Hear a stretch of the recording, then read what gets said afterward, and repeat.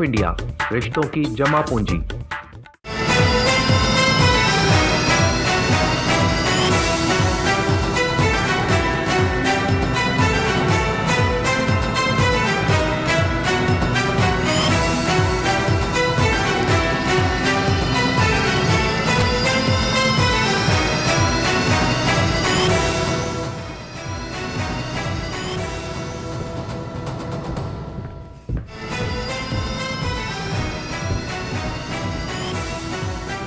नमस्कार, news night में आप सभी का स्वागत है। मैं हूं ऋतु वर्मा। हिमाचल में पीएम मोदी की 2 रैलियों ने बढ़ाया चुनावी तापमान। कांग्रेस की सिमटती सियासी जमीन और हिमाचल की राजनीतिक परंपरा को क्या बदलेगी हिमाचल की जनता, जानेंगे अपने मेहमानों से। न्यूज नाइट में जानेंगे G20 के लोगों पर क्यों हो रहा सियासी घमासान। देखेंगे भारत की G20 शेरपा अमिताभ कांत से खास बातचीत। होगी देश, दुनिया और खेल की भी तमाम खबरें, लेकिन सबसे पहले अभी तक की सुर्खियां।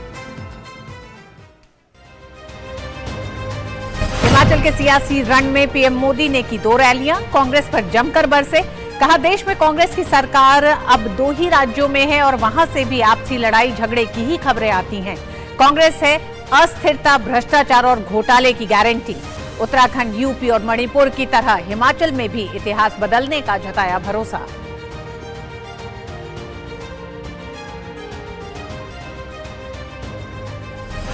हिमाचल के प्रचार में सभी दलों ने झोंकी पूरी ताकत। पीएम मोदी ने हिमाचल के लोगों को चिट्ठी लिख मांगा समर्थन। कहा कमल को दिया एक वोट, सीधा मेरी शक्ति बढ़ाएगा। बीजेपी के तमाम नेताओं ने की रैलियां। कांग्रेस की ओर से पार्टी अध्यक्ष मल्लिकार्जुन खड़गे ने भी की 2 रैलियां। बीजेपी सरकार पर साधा निशाना।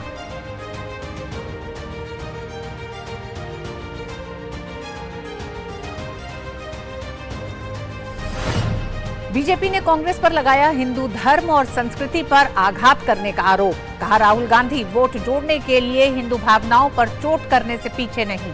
आजादी के अमृत महोत्सव पर कांग्रेस के अंदर भरा है विष। G20 के लोगों में कमल का विरोध करने वालों को बताया संस्कृति का विरोधी। दिल्ली में बीजेपी और आम आदमी पार्टी के बीच जारी है तकरार। बीजेपी ने कहा स्मॉग टावर के मेंटेनेंस पर 80 लाख रुपए हर महीने खर्च, फिर भी नहीं कर रहा काम। एलजी से की जांच की मांग। कहा दिल्ली को पार्ट टाइम सीएम नहीं बल्कि फुल टाइम सीएम की जरूरत।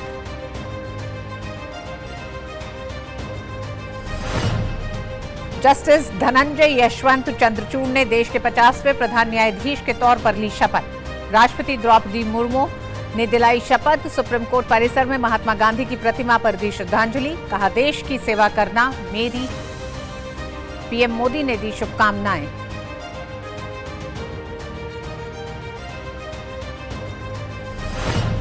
भारत में 14,000 करोड़ रुपए से अधिक की धोखाधड़ी कर ब्रिटेन में शरण लेने वाले नीरव मोदी को भारत लाने का रास्ता साफ।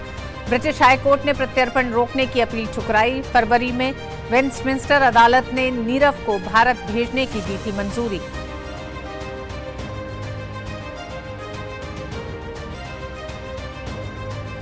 अमेरिका में मध्यावधि चुनाव की मतगणना में सेनेट में रिपब्लिकन और डेमोक्रेट्स के बीच कांटे की टक्कर। प्रतिनिधि सभा में रिपब्लिकन को बढ़त।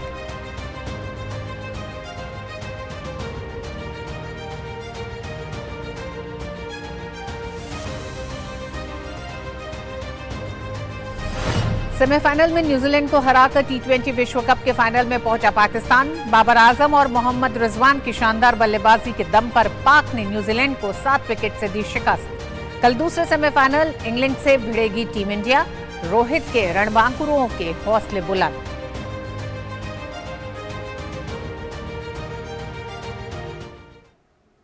और शुरुआत हिमाचल चुनाव से। हिमाचल प्रदेश में चुनाव प्रचार अपने अंतिम चरण में है। प्रचार खत्म होने के 24 घंटे पहले पीएम मोदी ने शाहपुर के चंबी मैदान में भरी चुनावी हुंकार। पीएम ने रैली में गिनाए डबल इंजन सरकार के फायदे और सिंगल इंजन सरकार के नुकसान भी बताए। वहीं कांग्रेस के राष्ट्रीय अध्यक्ष मल्लिकार्जुन खड़गे ने 2 रैलियां कर कांग्रेस की सरकार बनने का किया दावा। हिमाचल प्रदेश विधानसभा का प्रचार अब अपने आखिरी दौर में पहुंच चुका है। गुरुवार को प्रचार का आखिरी दिन है। इससे पहले बुधवार को तमाम दलों ने प्रचार में पूरी ताकत झोंक दी है। बुधवार को हिमाचल के चुनावी रण में पहुंचे प्रधानमंत्री नरेंद्र मोदी। पीएम ने चंबी और सुजानपुर में 2 रैलियां की और जनता से फिर से बीजेपी को सत्ता में लाने की अपील की। पीएम की पहली रैली थी चंबी में, जहां उन्होंने कहा कि उत्तराखंड, यूपी और मणिपुर जैसे राज्यों में दोबारा बीजेपी इतिहास बनाकर सत्ता में आई है और हिमाचल में भी बीजेपी एक बार फिर से सत्ता में वापसी करेगी। पीएम ने कांग्रेस पर हमला बोला और कहा कि आज कांग्रेस की गिनकर 2 ही सरकारें बची हैं, एक राजस्थान और एक छत्तीसगढ़ में, और यहाँ से कभी भी विकास की खबरें नहीं आती हैं, बल्कि झगड़े की ही खबरें रहती हैं। कांग्रेस यानी अस्थिरता की गारंटी, कांग्रेस यानी भ्रष्टाचार घोटाले की गारंटी, कांग्रेस यानी विकास कार्यों में रोड़े अटकाने की गारंटी। साथियों, भाजपा ने राजनीति में विकास को अपनी सर्वोच्च प्राथमिकता बनाया है। आज भाजपा की पहचान सुशासन से है, गरीब के कल्याण वाली नीतियों से है। भाजपा वही बातें कहती है जो कर सकती है और जो कहती है उसे पूरा करने के लिए पूरी शक्ति खपा देती है। इसके बाद पीएम की रैली थी सुजानपुर में, जहां उन्होंने बीजेपी सरकार की उपलब्धियां गिनाई और कहा कि इतने वर्षों के शासन में कांग्रेस ने जो विश्वासघात किया है, जो छल किया है, उसके सबसे बड़े भुक्तभोगी हिमाचल के लोग ही हैं, जबकि भाजपा ने हिमाचल के घर घर को बुनियादी सुविधाएं देने के लिए लगातार प्रयास किया है। पीएम ने कहा कि कांग्रेस का इतिहास झूठे वादे और झूठी गारंटी का रहा है। यही कांग्रेस है जिसके राज में हमारे फौजियों के पास पर्याप्त बुलेट प्रूफ जैकेट भी नहीं हुआ करते थे। यही कांग्रेस है जिसके राज में हमारे फौजियों के पास बर्फ में इस्तेमाल होने वाले अच्छे जूते तक नहीं थे।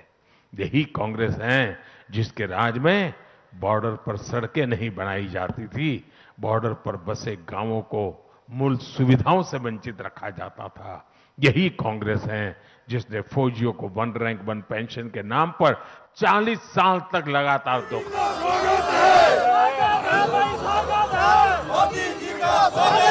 वीर भूमि हिमाचल के सुजानपुर में सेवानिवृत्त जवानों ने प्रधानमंत्री नरेंद्र मोदी का गर्मजोशी से स्वागत किया। स्वागत है भाई, स्वागत है मोदी जी का। जय श्री राम, जय श्री राम, जय श्री राम।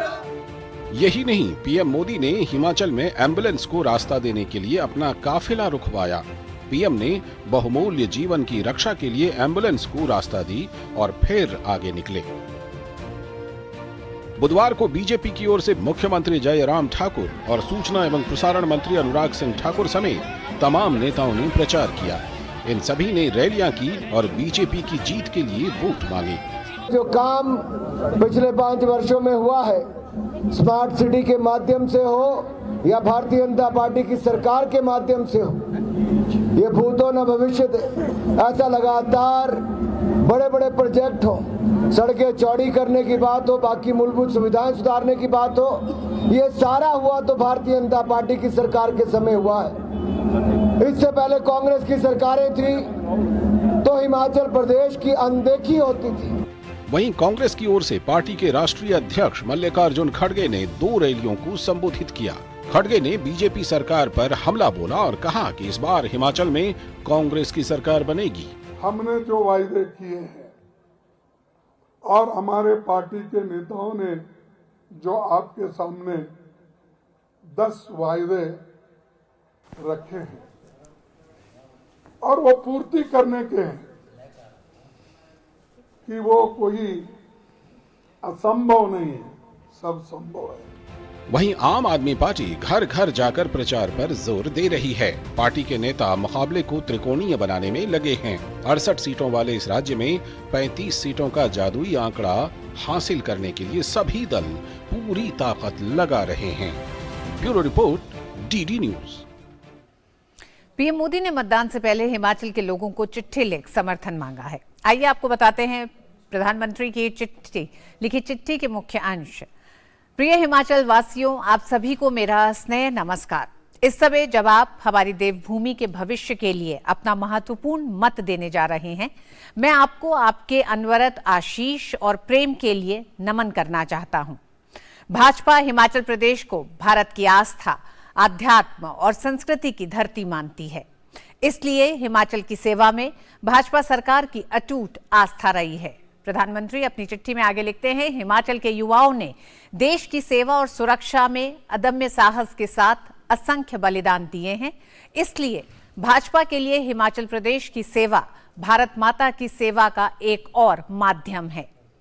प्रधानमंत्री ने आगे अपनी चिट्ठी में हिमाचल वासियों के लिए लिखा, बीते वर्षों में पूरे प्रदेश और विशेषकर दशकों से उपेक्षित हिमाचल के सीमावर्ती क्षेत्रों के विकास के लिए डबल इंजन सरकार ने तेजी से काम किया है। मैं इस विकास अभियान को हिमालय के शिखर की तरह ही गगनचुंबी ऊंचाइयों तक पहुंचते देखना चाहता हूं। मेरा आप सबसे विशेष आग्रह है कि देवभूमि के विकास की इस यात्रा को आने वाले वर्षों में ऐसे ही जारी रहने दें। यह आग्रह इसलिए भी है क्योंकि जब 2014 में मैं केंद्र सरकार में आया और यहां दूसरे दल की सरकार थी, तो उसने केंद्र की योजनाओं को आगे नहीं बढ़ने दिया। 2017 में जब हिमाचल में भाजपा की सरकार बनी, तो फिर विकास का तेज सिलसिला शुरू हुआ। इस सिलसिले को रुकने नहीं देना है। मुझे पूर्ण विश्वास है कि पिछली बार की तरह इस बार भी आपका आशीर्वाद भाजपा को मिलेगा और एक बार फिर से हिमाचल में कमल का फूल खिलेगा। कमल के फूल को दिया गया आपका एक एक वोट सीधे मेरी शक्ति बढ़ाएगा। प्रधानमंत्री आगे अपनी चिट्ठी में हिमाचल वासियों से कहते हैं, मैं इस बार भी आपसे से अधिक संख्या में अपने मताधिकार के प्रयोग का आग्रह करता हूं। आपका सेवक। तो ये थी चिट्ठी प्रधानमंत्री नरेंद्र मोदी की हिमाचल वासियों के लिए। और गुजरात विधानसभा चुनाव के लिए पार्टी उम्मीदवारों के नाम तय करने के लिए दिल्ली में भाजपा के केंद्रीय कार्यालय में केंद्रीय चुनाव समिति की बैठक हो रही है। बैठक में शामिल होने के लिए पीएम मोदी, केंद्रीय गृह मंत्री अमित शाह समेत दिग्गज नेता पहुंचे हैं। इस बैठक में गुजरात विधानसभा चुनाव के लिए उम्मीदवारों के नाम तय किए जाएंगे। गौरतलब है कि गुजरात में 2 चरण में मतदान होने वाले हैं। इससे पहले गुजरात में राज्य चुनाव समिति की 3 दिन तक बैठक में सभी 182 विधानसभा सीटों पर हुए नामों की चर्चा हुई थी।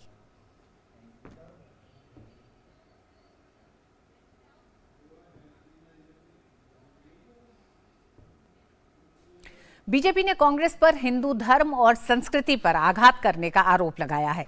पार्टी ने राहुल गांधी की भारत जोड़ो यात्रा पर निशाना साधते हुए कहा है कि वो वोट जोड़ने के लिए हिंदू भावनाओं पर चोट करने से पीछे नहीं है। बीजेपी ने G20 के लोगों में कमल का विरोध करने पर भी कांग्रेस पर करारा हमला किया है। भारत की G20 की अध्यक्षता के लिए लोगो, थीम और वेबसाइट के अनावरण के बाद कांग्रेस द्वारा सवाल उठाए जाने पर भाजपा ने जवाबी हमला किया है। कांग्रेस नेता जयराम रमेश द्वारा लोगों में कमल को दर्शाए जाने पर सवाल उठाया गया था। कांग्रेस ने भाजपा पर अपने चुनाव चिन्ह को लोगों में शामिल करने पर आपत्ति की। इसके जवाब में भाजपा ने बुधवार को मोर्चा संभाला और कांग्रेस पर ही सवालों की बौछार कर दी। भाजपा ने कहा कि कमल का विरोध करने वाले दरअसल संस्कृति के विरोधी हैं। भाजपा ने याद दिलाया कि कमल राष्ट्रीय पुष्प होने के साथ साथ मां लक्ष्मी का आसन भी है। उनको कष्ट भले ही हो, परंतु यह सत्य है कि यदि हमें इंटेलेक्चुअल सुपर पावर बनना है या इकोनॉमिक सुपर पावर बनना है, तो लक्ष्मी जी भी कमल पर विराजती हैं और सरस्वती जी भी कमल पर विराजती हैं।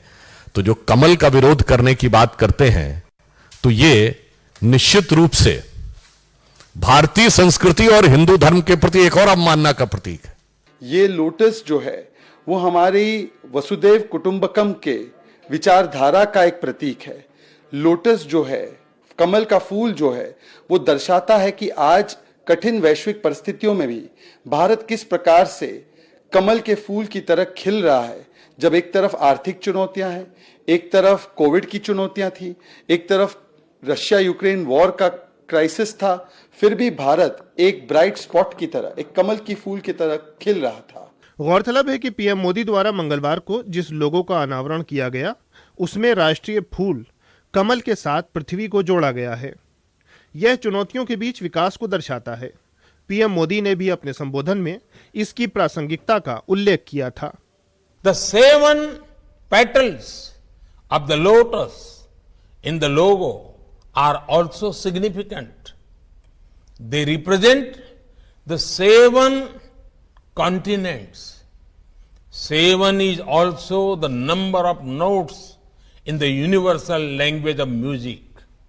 In music, when the 7 notes come together, they create perfect harmony.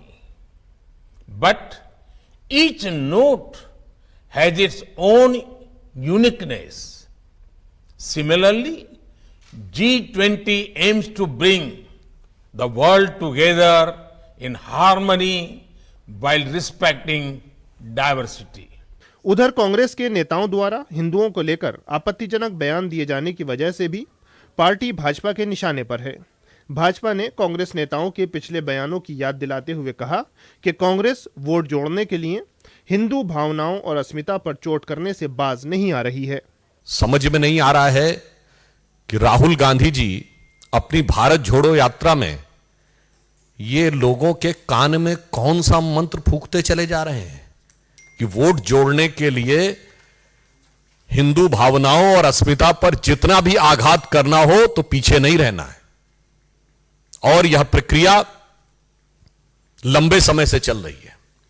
एक दौर में जो लोग यह कहते थे कि हिंदू आतंकवादी है, कभी उन्होंने कहा हिंदू तालिबान, कभी उन्होंने कहा हिंदू बोको हराम।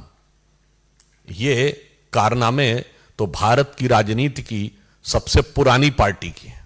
ध्यान रहे कि कर्नाटक कांग्रेस के कार्यकारी अध्यक्ष सतीश जारकीहोली ने हिंदू शब्द को लेकर बेहद विवादित बयान दिया था। इसके बाद कांग्रेस को उस बयान से पल्ला झाड़ना पड़ा था। अब एक और विवाद कांग्रेस के गले पड़ गया है। छत्तीसगढ़ में राजनांदगांव की मेयर हेमा देशमुख ने सोमवार को एक जन धर्मांतरण रैली में हिस्सा लिया, जिसके बाद कांग्रेस फिर से सवालों के घेरे में आ गई है। इस मामले के सामने आने के बाद भाजपा ने कांग्रेस पर सवाल उठाए हैं। Bureau report, DD news. वहीं दिल्ली में बीजेपी और आम आदमी पार्टी के बीच तकरार जारी है। बीजेपी ने केजरीवाल पर आरोप लगाते हुए कहा कि स्मोक टावर के मेंटेनेंस पर 80 लाख रुपए हर महीने खर्च हो रहे हैं, फिर भी काम नहीं कर रहा है।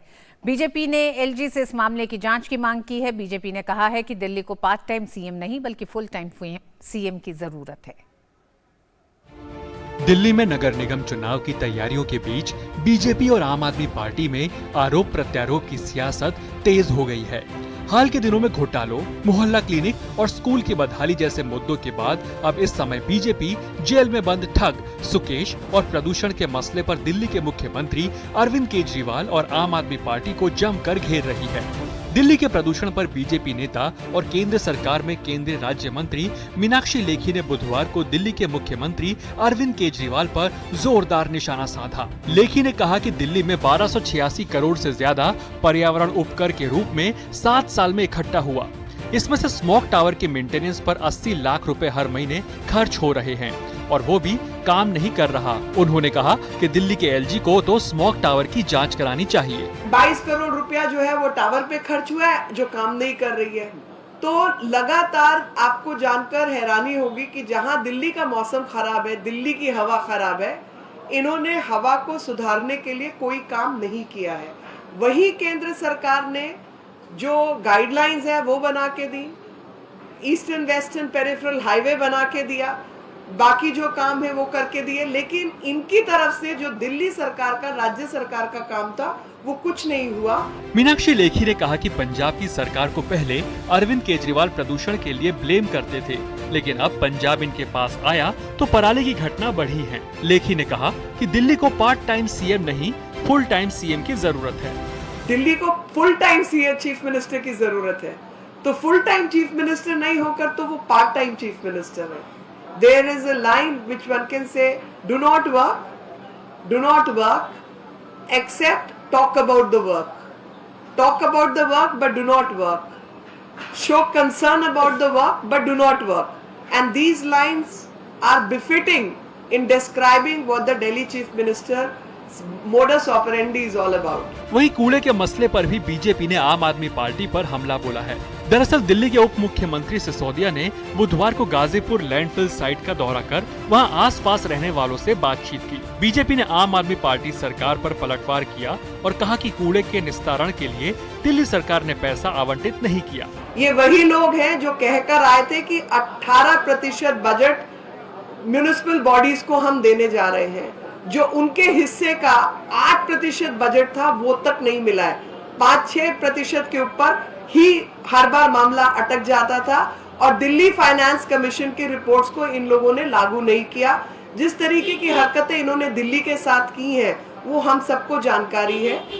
बीजेपी का कहना है कि केजरीवाल ने पराली के विज्ञापन पर 23 करोड़ रुपए खर्च कर दिए, लेकिन पराली की रोकथाम के लिए जमीन पर महज 3 लाख रुपए खर्च किए। पार्टी का कहना है कि केजरीवाल सरकार के कथनी और करनी का जो फर्क है उसका भुगतान जनता कर रही है। शैलेंद्र मिश्र के साथ ब्यूरो रिपोर्ट, डीडी न्यूज। और दिल्ली में खराब हवा ने भी हिमाचल प्रदेश और गुजरात के चुनावों को भी दिलचस्प बना दिया, क्योंकि आम आदमी पार्टी वहां पे भी दावेदार है। तो लगातार हम देख रहे हैं हिमाचल प्रदेश में अगले 24 घंटे में, यानी कि कल शाम 5 बजे चुनाव प्रचार थम जाएगा। ऐसे में देखना यह होगा क्या हिमाचल प्रदेश में परंपरा बदलेगी या फिर ये रिवाज टूटेगा। बात करेंगे इसी पर ब्रेक के बाद। वक्त एक छोटे से ब्रेक का, न्यूज नाइट में।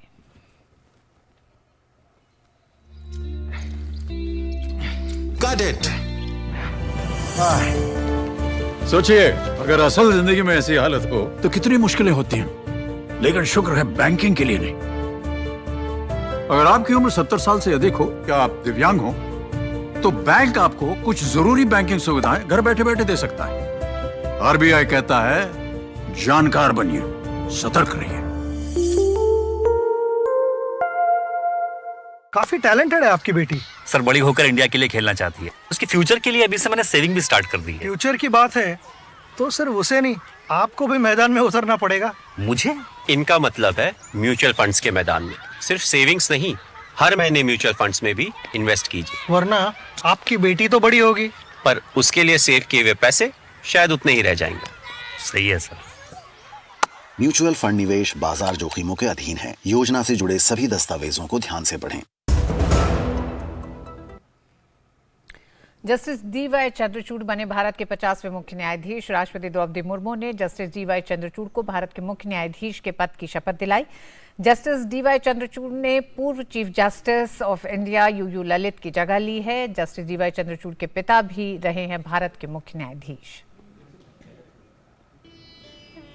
बुधवार को देश के 50वें प्रधान न्यायाधीश के तौर पर जस्टिस धनंजय यशवंत चंद्रचूड़ ने शपथ ली। राष्ट्रपति द्रौपदी मुर्मू ने जस्टिस चंद्रचूड़ को शपथ दिलाई। जस्टिस चंद्रचूड़ का कार्यकाल 2 साल का होगा और वो 10 नवंबर 2024 तक सुप्रीम कोर्ट के मुख्य न्यायाधीश के पद पर रहेंगे। मुख्य न्यायाधीश डी.वाई. चंद्रचूड़ ने शपथ लेने के बाद सुप्रीम कोर्ट परिसर में महात्मा गांधी की प्रतिमा पर श्रद्धांजलि अर्पित की।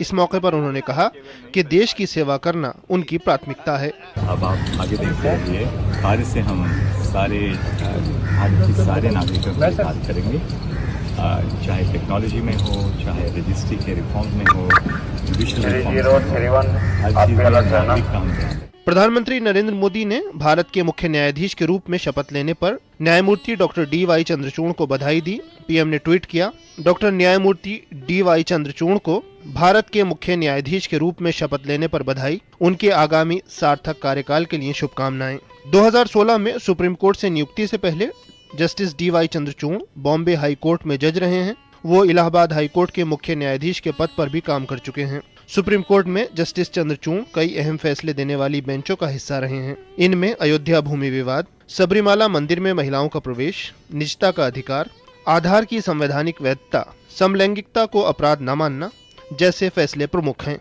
जस्टिस चंद्रचूड़ के पिता वाई.वी. चंद्रचूड़ 7 साल से ज्यादा वक्त तक सीजेआई रहे, जो अब तक का सबसे लंबा कार्यकाल है। 17 अक्टूबर को राष्ट्रपति ने जस्टिस चंद्रचूड़ की नियुक्ति को मंजूरी दी थी। जस्टिस यू ललित का कार्यकाल 8 नवंबर को पूरा हो गया था। जस्टिस ललित 74 दिनों तक मुख्य न्यायाधीश के पद पर रहे। विकास सारथी की रिपोर्ट, डीडी न्यूज। राज्य विश्वविद्यालयों के चांसलर पद को लेकर केरल सरकार और राज्यपाल आरिफ मोहम्मद खान के बीच विवाद बढ़ गया है। राज्य सरकार द्वारा चांसलर पद से गवर्नर को हटाने के लिए एक अध्यादेश लाने के इरादे के बीच राज्यपाल ने पिनराई विजयन सरकार पर कई सवाल उठाए हैं। ध्यान रहे कि 9 विश्वविद्यालयों के कुलपतियों से राज्यपाल द्वारा त्यागपत्र मांगे जाने के बाद पिछले दिनों काफी विवाद हुआ था। इस मामले के बाद राज्य सरकार चांसलर पद राज्यपाल से वापस लेने पर विचार कर रही है। इसको लेकर एक अध्यादेश लाने पर कानूनी सलाह लिए जाने की खबरें भी सामने आई हैं।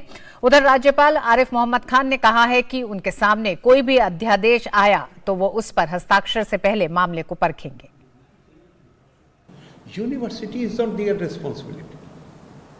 So they were all the time interfering in the matter of university, which I resented.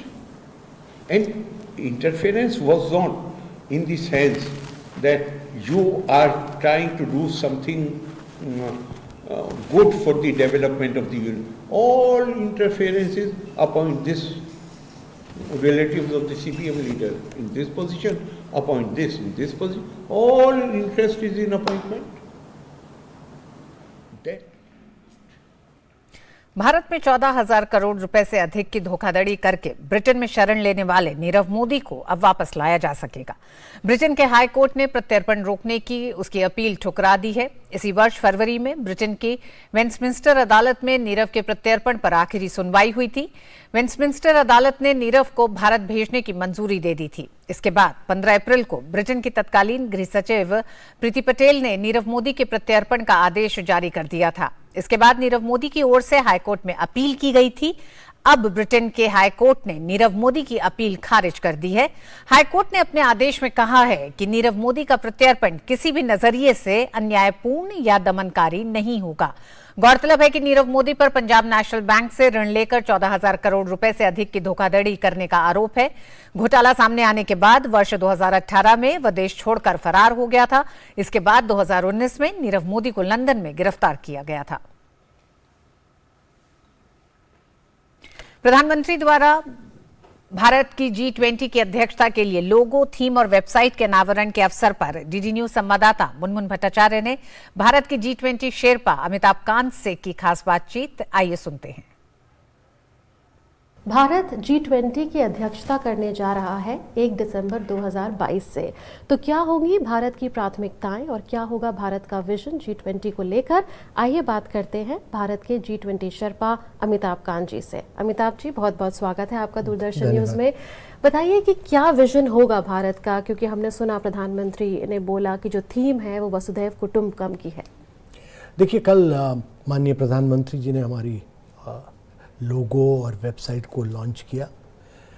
उन्होंने बताया कि हमारी थीम जो है वो वसुधैव कुटुंबकम है, जिसका मतलब है one earth, one family, one future. कि इसका मतलब ये है कि हम सब एक कॉस्मोस के एक व्यक्ति हैं और हम सब यूनिटी और डाइवर्सिटी के साथ मिलकर काम करें और तभी संसार में ह्यूमन हर व्यक्ति की ग्रोथ और प्रोग्रेस हो पाएगी। ये हमारा लक्ष्य है, लोगों को समझाना अपनी G20 प्रेसिडेंसी में कि हम यूनिटी और डाइवर्सिटी के साथ काम करेंगे और हमारा लक्ष्य ये है कि हम डेवलपमेंट मुद्दों में आगे चलें, एक इंक्लूसिव सस्टेनेबल ग्रोथ का मॉडल बनाकर चलें। हम ये चाहें कि SDGs में जो रिग्रेशन हुआ है, जिससे कि कोविड के बाद लोग पीछे गए हैं, 125 मिलियन लोग पावर्टी के नीचे गए हैं, दारिद्र्य की जो लाइन है उसके पीछे गए हैं। करीब 75 मिलियन लोगों ने अपनी जॉब हुई है। कि हम सब एक ऐसा काम करें जिससे G20 सारा मिल के कि इसको हम वापस मॉडल को, SDGs को वापस ला पाएँ।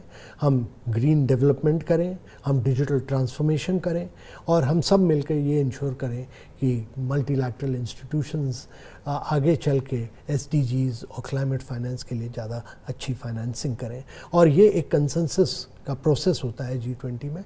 हमारा लक्ष्य हमेशा ये रहेगा कि हम इंडिया की नैरेटिव कोड, जो इंडिया ने हेल्थ में काम किया है, जो इंडिया ने डिजिटल ट्रांसफॉर्मेशन में काम किया है, और उसको आगे बढ़ावा दें और इसको एक ग्लोबल मॉडल की तरह बिल्डअप करें और इंडिया को एक ट्रैवल टूरिज्म डेस्टिनेशन के लिए एक बहुत बड़ा इनक्रेडिबल इंडिया को फिलिप मिले इस समय।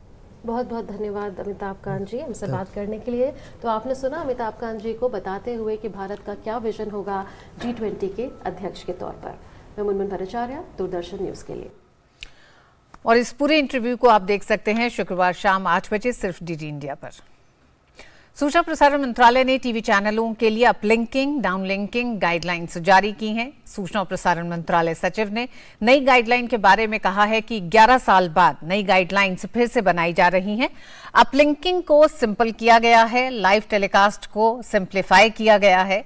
उन्होंने बताया कि लाइव कवरेज इवेंट के लिए परमिशन की जरूरत नहीं पड़ेगी, सिर्फ प्री रजिस्ट्रेशन कराना होगा, डॉक्यूमेंट पहले से अपलोड करना होगा। ब्रॉडकास्ट सेवा पोर्टल पर सिर्फ सूचित करने से SD से HD या लैंग्वेज चेंज रिक्वेस्ट कर सकते हैं। कई चीज़ें ऐसी होती हैं कि जैसे किसी चैनल को SD से HD करना है या अपनी लैंग्वेज बदलनी है, तो इसको हमने सुचारू कर दिया है। इस पर अब जो है हमारे यहाँ परमिशन लेने की ज़रूरत नहीं है। लाइव जैसे टेलीकास्ट कई चैनल्स करते हैं, उसको अब जो है हमारे यहाँ आके परमिशन की ज़रूरत नहीं, केवल रजिस्ट्रेशन से ही काम चल जाएगा। लिमिटेड लायबिलिटी कंपनीज हैं, उनको हमने अलाउ किया है।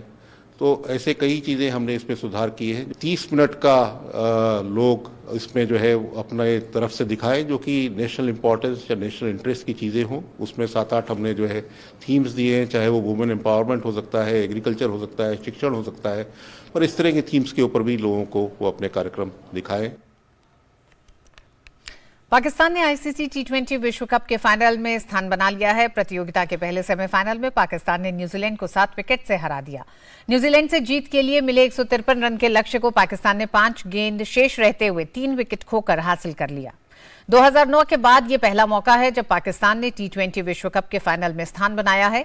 लक्ष्य का पीछा करते हुए पाकिस्तान की शुरुआत शानदार रही और बाबर आजम और मोहम्मद रिजवान ने टीम को मजबूत शुरुआत दी। दोनों ने शतकीय साझेदारी निभाई। बाबर आजम ने फॉर्म में वापसी करते हुए शानदार अर्धशतक लगाया।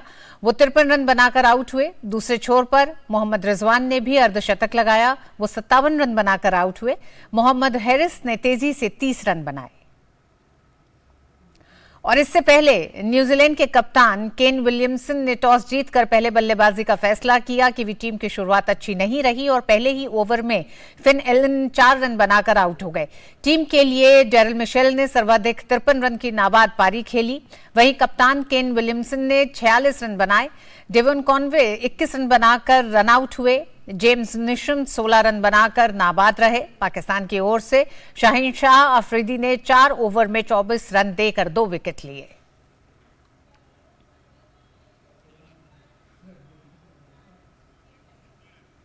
और ऑस्ट्रेलिया में खेले जा रहे T20 विश्व कप 2022 में दूसरा सेमीफाइनल मुकाबला भारत और इंग्लैंड के बीच गुरुवार को एडिलेड के मैदान पर खेला जाएगा। यह पहला मौका होगा जब T20 विश्व कप के किसी नॉकआउट मैच में दोनों टीमें आमने सामने होंगी। ICC T20 विश्व कप 2022 के सेमीफाइनल में भारतीय टीम का सामना गुरुवार को इंग्लैंड से होगा। इस मुकाबले में जीत दर्ज करने वाली टीम टूर्नामेंट के फाइनल में पहुंचने वाली दूसरी टीम बन जाएगी। ये मुकाबला एडिलेड में दोपहर 1:30 पर शुरू होगा। ये पहला मौका होगा जब T20 विश्व कप के किसी नॉकआउट मैच में दोनों टीमें आमने सामने होंगी। दोनों टीमों के लिए ये मुकाबला बेहद अहम है। भारत और इंग्लैंड के बीच पिछले रिकॉर्ड की बात करें तो T20 विश्व कप में दोनों टीमें 3 बार भिड़ चुकी हैं।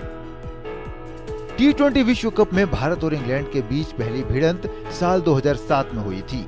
ये वही मैच था जिसमें भारत के स्टार बल्लेबाज युवराज सिंह ने 1 ओवर में 6 छक्के लगाए थे। इसी मैच में युवराज ने T20 इंटरनेशनल के इतिहास की सबसे तेज 12 गेंदों में अर्धशतक पूरा किया था। ये रिकॉर्ड अभी तक अटूट है। भारत ने ये मुकाबला 18 रनों से अपने नाम किया था। इसके बाद दोनों टीमें साल 2009 T20 विश्व कप में एक दूसरे से भिड़ी थी। इस मैच में भारतीय टीम को इंग्लैंड के हाथों 3 रनों से हार झेलनी पड़ी थी। फिर साल 2012 T20 विश्व कप में भारतीय टीम ने इंग्लैंड से 2009 में मिली हार का बदला लेते हुए 90 रनों से शानदार जीत अपने नाम की थी। इस मैच में रोहित शर्मा ने 55 रनों की शानदार पारी खेली थी।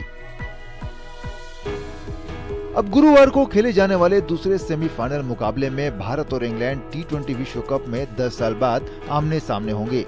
We do understand the dynamics of this T20 cricket. You just have to be good on that particular day. Otherwise, it's not good enough. But certainly the guys will have some confidence going into tomorrow's game. For us, in the back of our mind, yes, we can have that confidence knowing that we did pretty well against them. But tomorrow's game is going to be a fresh game. We just have to be good on that day in terms of our skills. We just need to be better than them. दोनों टीमों के बीच T20 विश्व cup में हुए मुकाबलों की बात करें तो टीम इंडिया का पलड़ा भारी रहा है। T20 विश्व कप में 3 में से 2 मौकों पर भारत ने अंग्रेजों को धूल चटाई है। इसके अलावा ओवरऑल T20 इंटरनेशनल में 22 बार दोनों टीमें भिड़ी हैं, जिसमें 12 बार जीत भारतीय टीम के नाम रही है और 10 बार इंग्लैंड को जीत मिली। ऐसे में T20 विश्व कप 2022 का दूसरे सेमीफाइनल में दोनों टीमों के बीच कड़ी टक्कर देखने को मिल सकती है। भारत के लिहाज से ये मुकाबला 15 साल के इंतजार को खत्म करने के लिए अहम है। वहीं इंग्लैंड की टीम भी भारत के लिए एडिलेड में मुसीबत खड़ी कर सकती है। वर्ल्ड कप से 2 कदम दूर टीम इंडिया की अगली भिड़ंत सेमीफाइनल में अब इंग्लैंड के खिलाफ है। विराट कोहली और सूर्य कुमार यादव की फॉर्म को आधार बनाया जाए और एडिलेड के रिकॉर्ड को आधार बनाया जाए तो भारतीय टीम इस मुकाबले को जीतने की प्रबल दावेदार मानी जा रही है।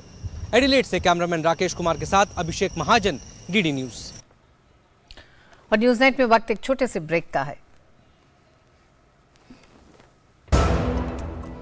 Come on boys, let's go practice. अरे रुक यार, मेरे बैंक अकाउंट में गलत एंट्री का प्रॉब्लम हो गया है। अरे तो बैंक को कंप्लेन करना। बैंक को लिखे 1 महीना हो गया है, बट वो गूगली पे गूगली डाले जा रहे हैं। तो आरबीआई के लोकपाल को इन्फॉर्म करो। रुक, मैं समझाता हूँ। जैसे क्रिकेट में थर्ड अंपायर, वैसे ही आरबीआई का ओम्बुड्समैन। आरबीआई कहता है अगर बैंक आपकी कंप्लेंट को 1 महीने में नहीं सुलझाता तो आप आरबीआई के कंप्लेंट मैनेजमेंट सिस्टम पर ऑनलाइन कंप्लेंट कर सकते हैं। ये आरबीआई का आसान तरीका है आपकी कंप्लेंट सुलझाने का, और वो भी फ्री। आरबीआई कहता है जानकार बनिए, सतर्क रहिए। काफी टैलेंटेड है आपकी बेटी। सर बड़ी होकर इंडिया के लिए खेलना चाहती है। उसकी फ्यूचर के लिए अभी से मैंने सेविंग भी स्टार्ट कर दी है। फ्यूचर की बात है तो सिर्फ उसे नहीं, आपको भी मैदान में उतरना पड़ेगा। मुझे? इनका मतलब है म्यूचुअल फंड्स के मैदान में सिर्फ सेविंग्स नहीं, हर महीने म्यूचुअल फंड्स में भी इन्वेस्ट कीजिए। वरना आपकी बेटी तो बड़ी होगी, पर उसके लिए सेव किए हुए पैसे शायद उतने ही रह जाएंगे। सही है सर। म्यूचुअल फंड निवेश बाजार जोखिमों के अधीन है। योजना से जुड़े सभी दस्तावेजों को ध्यान से पढ़ें। जनता के बीच है, दोनों की त्रिकोणीय मुकाबले की बात हो रही है। आम आदमी पार्टी भी चुनावी मैदान में है। आज का हमारा विशेष इसी पर आधारित है। हिमाचल में प्रचार थमने से पहले बढ़ा चुनावी तापमान। हमारे साथ मेहमान जुड़ चुके हैं। गोपाल कृष्ण अग्रवाल, प्रवक्ता भारतीय जनता पार्टी, डॉली शर्मा कांग्रेस की प्रवक्ता, बलदेव राज आम आदमी पार्टी से हमारे साथ, आम आदमी पार्टी के प्रवक्ता, और रोशन गौड़ पत्रकार हमारे साथ मौजूद हैं। रोशन जी, आपका भी बहुत बहुत स्वागत है। आप चारों मेहमानों का स्वागत है। गोपाल जी, आपके पास सबसे पहले आते हैं, क्योंकि सत्ता में आप ही हैं और हिमाचल प्रदेश में ये कहा जाता रहा है तमाम अन्य राज्यों की तरह कि यहाँ पर 5 साल कांग्रेस रहती है, फिर 5 साल भारतीय जनता पार्टी रहती है। तो परंपरागत तरीके से अगर माने तो हिमाचल की जनता का जो स्वभाव रहा है, तो उसमें तो संकट आप पर ज्यादा है। नहीं, ऐसी कोई बात नहीं है। अगर हम देखें और भी प्रदेशों के इलेक्शंस में, तो यह जो अल्टरनेटिव वाली बात थी वो अब टूट गई है वो प्रथा, क्योंकि भारतीय जनता पार्टी जिस तरह से प्रदेशों में और केंद्र में काम कर रही है, और लोगों के ध्यान में आ गया कि डबल इंजन की जब जहां भी प्रदेशों में सरकार होती है, यानी प्रदेश में और केंद्र में, तो वह प्रदेश की प्रगति में बहुत तेजी से बड़ा बदलाव आता है और तेजी से आगे बढ़ते हैं। और हिमाचल ने भी पिछले 5 साल के अगर रिकॉर्ड को देखें तो हम लोग जब भी इलेक्शन में जाते हैं तो एक रिपोर्ट कार्ड के थ्रू जाते हैं।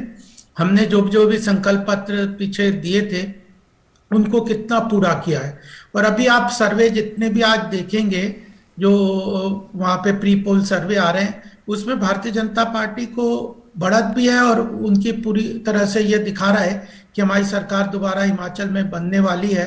और अभी प्रधानमंत्री जी का जो और भी थोड़ा सा प्रचार अभी बाकी है वो करेंगे, पत्र भी जाएंगे। ऐसे मुझे लगता है जो ग्राउंड लेवल पे भारतीय जनता पार्टी के कार्यकर्ता का जो घर घर जाके जो संवाद होता है, उनके साथ चर्चा होती है वोटर के साथ, वो महत्वपूर्ण है। और हम एक के बाद एक प्रदेश जीतते जा रहे हैं। अभी बाई इलेक्शंस का भी रिजल्ट आप देखेंगे तो उनमें भी भारतीय जनता पार्टी को सब जगह बढ़त दिख रही है। तो आपका कहना है कि देश में जिन राज्यों में एक बार दोबारा भारतीय जनता पार्टी की सरकार बनी है, वही विश्वास आपको है कि या 5 साल का जो रिपोर्ट कार्ड आपका है उस पर जनता वोट देगी। डॉली शर्मा हमारे साथ मौजूद हैं। डॉली जी, आज प्रधानमंत्री नरेंद्र मोदी ने जब हिमाचल में रैलियां की, कल शाम को प्रचार थम जाएगा, उससे पहले प्रधानमंत्री ने बहुत साफ कहा कि कांग्रेस स्वभाव से विकास की दुश्मन है। पूरे देश के लोगों को बीजेपी पर विश्वास है।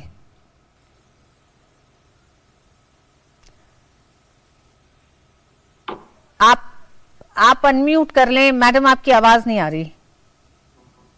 जी, आप सुन पा रहे हैं मुझे? जी बिल्कुल। जी, मैं यही कहना चाह रही हूँ कि भारतीय जनता पार्टी जिस तरीके के संकल्प पत्र लाती है, इनके संकल्प पत्र पहले भी बहुत बार देखे, लेकिन इनके संकल्प पत्रों को पढ़कर सिर्फ एक बात नजर आती है, समझ में आती है कि इनको यही नहीं पता है कि गरीब होता क्या है। ये ना उसकी परेशानी समझते हैं, ना इन्हें ये पता है कि किसान को किस तरीके से उसको, आज देखिए किसान कितना त्रस्त है, सेब के वहां बागवानों को देखिए उनका क्या हाल इन लोगों ने कर दिया है। महंगाई की मार से वहां हिमाचल में लोग परेशान हैं, बेरोजगारी चरम पर है। डॉली जी, जनता त्रस्त है, ये तो जनता चुनाव में बताती है। 16 राज्य ऐसे हैं जहां कांग्रेस के सांसद नहीं हैं, 6 राज्य ऐसे हैं जहां कांग्रेस का कोई विधायक नहीं है, और लगातार 2019 में जिस तरह से कांग्रेस को नकारा देश की जनता ने, तो आप जिस बात को कह रही हैं कि लोगों में विश्वास नहीं है, किसान त्रस्त है, तो फिर किस तरह से भारतीय जनता पार्टी तमाम राज्यों में अपना परचम लहरा रही है, दोबारा चुन के आ रही है? देखिए मैम, मैं एक बात आपसे साफ कह देना चाहती हूँ कि इन लोगों के लिए सिर्फ वोट ही सब कुछ है।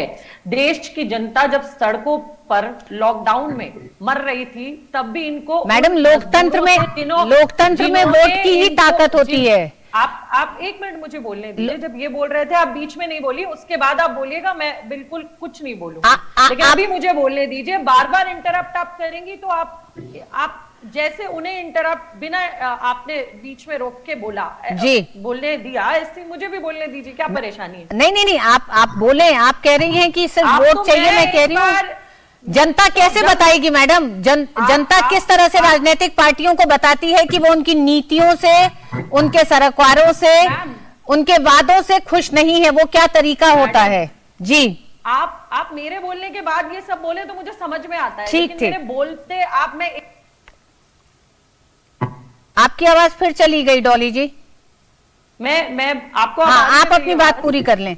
जी पूरी करें। मैं बार बार यही कहना चाह रही हूँ, जाकर हिमाचल प्रदेश की सड़कों पर देखें ये लोग क्या कह रहे हैं। त्रस्त है वो महंगाई से, इनसे, इन लोगों को देश की जनता से कोई सरोकार ही नहीं है। पूरे दिन आप देखिए किस तरीके से बेटियों की इज्जत पर प्रहार हो रहा है, उससे इनको कोई मतलब नहीं है। ये बलात्कारियों को माला पहनाने वाले लोग हैं। बागबान और किसान परेशान है।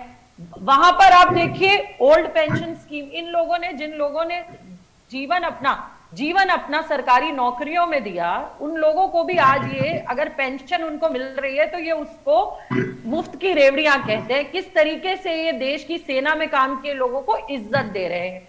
इन लोगों का कोई भी सरोकार नहीं आम आदमी से। इनको जो भी कुछ है इनके लिए सिर्फ वोट।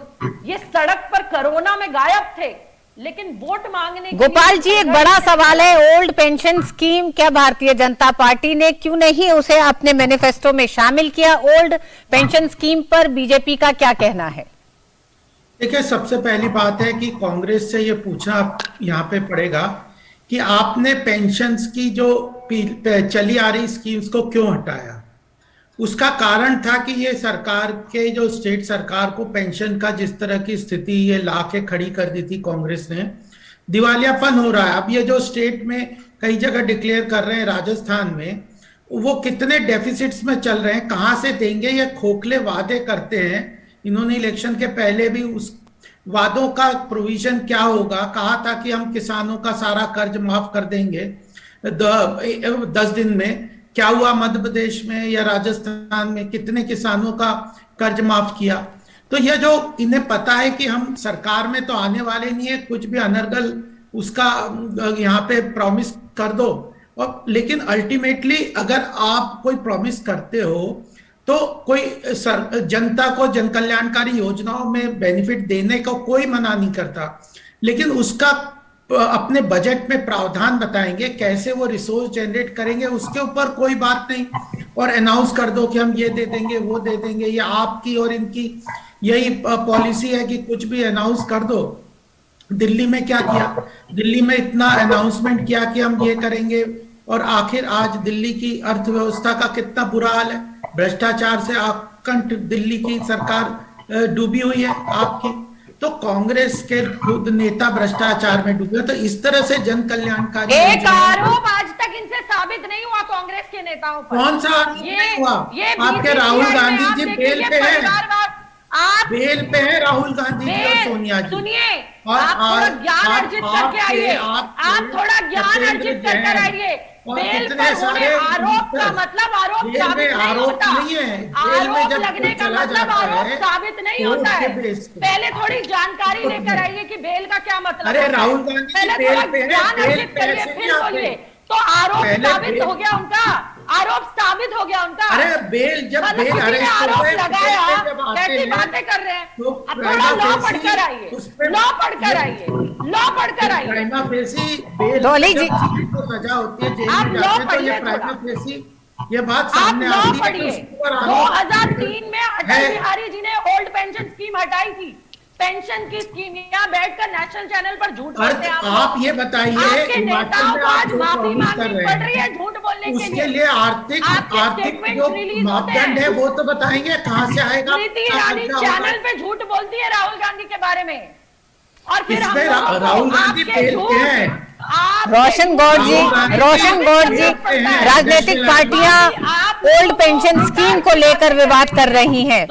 हिमाचल प्रदेश के चुनाव में कितना बड़ा मुद्दा जनता के लिए राजनीतिक स्थिरता है या फिर नेतृत्व है, या उन तमाम एक जो डबल इंजन की सरकार का जो एक तरह से लगातार इस बात को दोहरा रही है भारतीय जनता पार्टी इस चुनाव में, कितना बड़ा मुद्दा वो है जनता के लिए? देखिए, हिमाचल में लगभग 5 लाख कर्मचारी हैं, सरकारी कर्मचारी, और कुछ पेंशनर हैं। तो इसलिए वहाँ पे जो पुरानी पेंशन स्कीम है वो थोड़ा सा एक मुद्दा जरूर है, लेकिन मुख्य तौर पे जो वहाँ मुद्दा है वो है विकास का। और वहाँ जैसे आपने कहा कि 37 सालों से एक बार कांग्रेस और एक बार बीजेपी का वहाँ पे टर्न बाय टर्न सरकार आती है, लेकिन इस बार जो सर्वे आ रहे हैं वो सर्वे कुछ अलग कहानी कहते हैं। और वो कहानी आपने भी स्वयं कहा कि जिस तरह से बीजेपी को, जैसे उत्तराखंड में भी यही चलन था, एक बार सरकार कांग्रेस की बीजेपी का, तो वो चलन टूटा है। तो मुझे ऐसा लगता है कि कल जो 12 तारीख को चुनाव होगा, मतदान होगा, वो बहुत कांटे का रहने वाला है। और जो सर्वे आए हैं, आज ही एक सर्वे आया है सी वोटर का, उसमें बताया कि बीजेपी को थोड़ा सा एज है कांग्रेस से।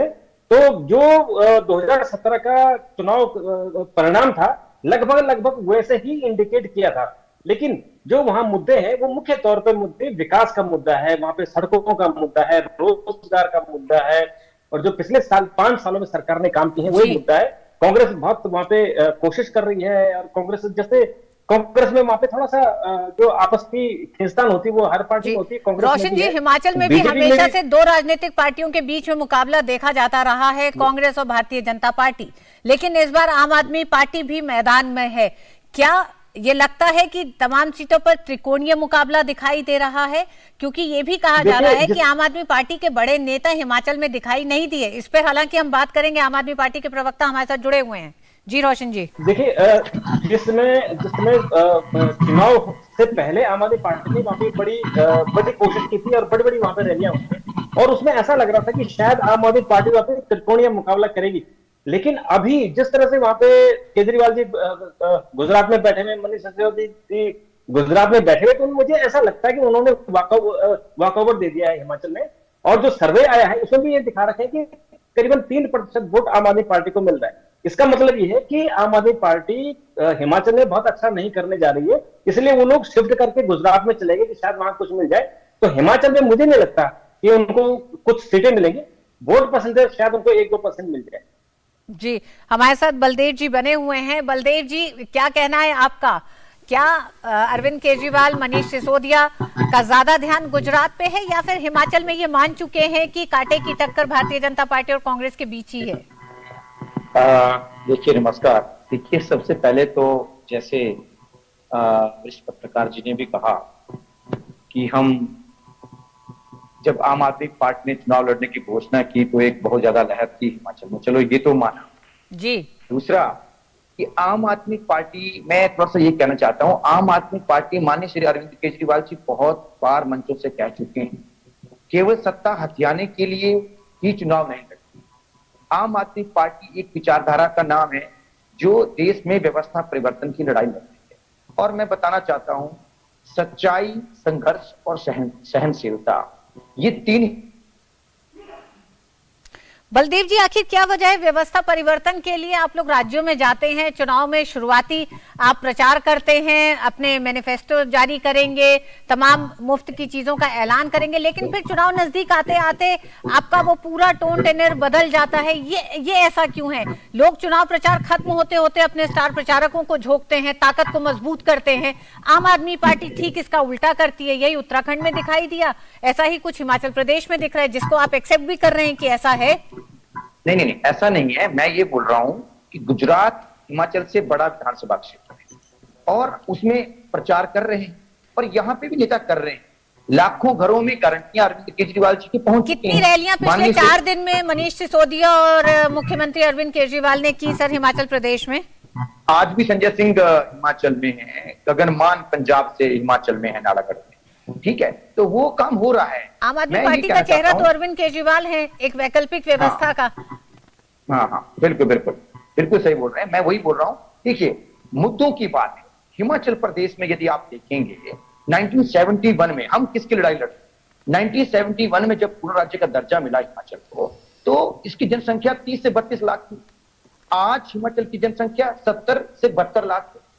मतलब पॉपुलेशन तो कुल मिला के 40-42 लाख बढ़ी। लेकिन कांग्रेस और भाजपा ने इतने साल जो हिमाचल प्रदेश देवभूमि में सत्ता में रहे, तीनों ने आर्थिक असमानता, भ्रष्टाचार और परिवारवाद डाल हिमाचल को कर्ज भूमि बनाया, हिमाचल को कंगाल किया। डॉली जी, आप लोगों ने हिमाचल को कर्ज भूमि बना दिया है, यह आम आदमी पार्टी कह रही है। भारतीय जनता पार्टी तो सत्ता में इतने लंबे समय तक रही है, वो अपना रिसर्च बता रहे हैं 1971 के बाद से आपने क्या किया है हिमाचल प्रदेश के साथ।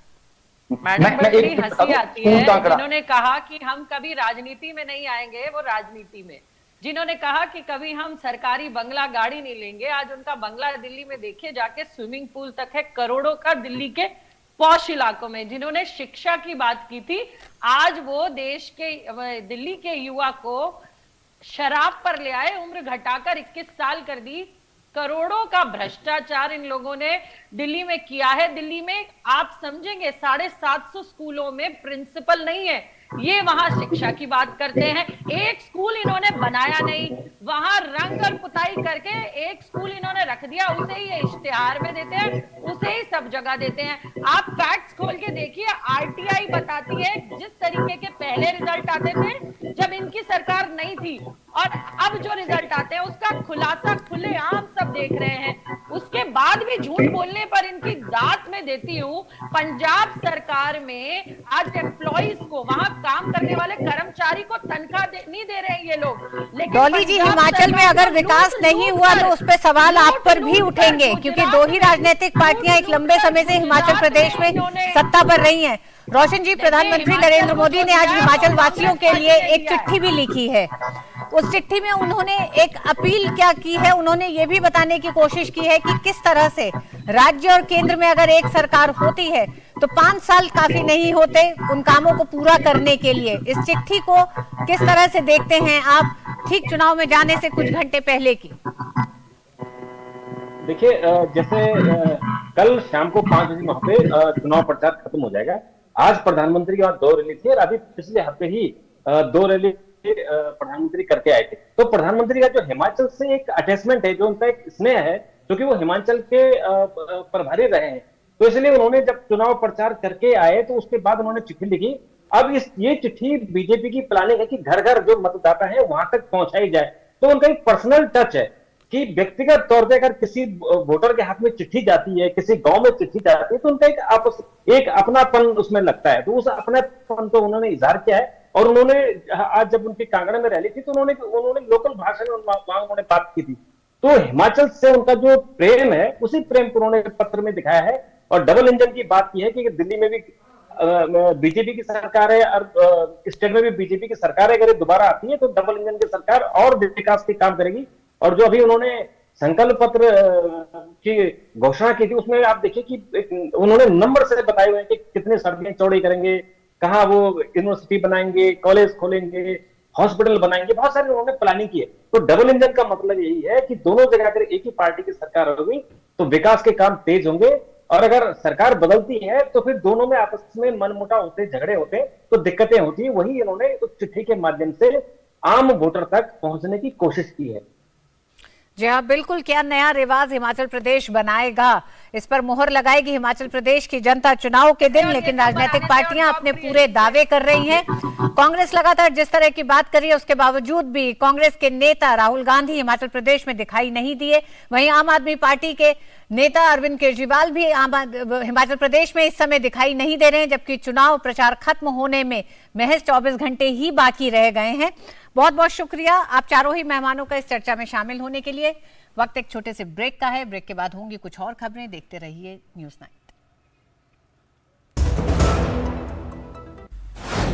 Guided by the vision of Honorable Prime Minister Narendra Modi, the Ministry of Ayush is fully committed to digitize Ayush sector for the benefit of people. A range of digital platforms are developed to support professionals and public. The Ayush Information Hub offers authentic information under various categories such as education policy, drug policy, schemes, events, new trends and developments in the sector. Ayush Next is an interactive platform developed primarily for students and scholars. Ayush Soft is developed with a vision to convert classical Ayurvedic texts into comprehensive and authentic IT-based knowledge repository. In this phase, Ayurvignana, an Ayurvedic encyclopedia, and Shabdanidhi, a glossary of Ayurvedic terminology, have been made available for Ayurveda fraternity. Ayush GIS has been developed for mapping of facilities under categories such as health facilities, colleges, doctors, students. It is a matter of great pride that these platforms have been launched by the Honorable Prime Minister.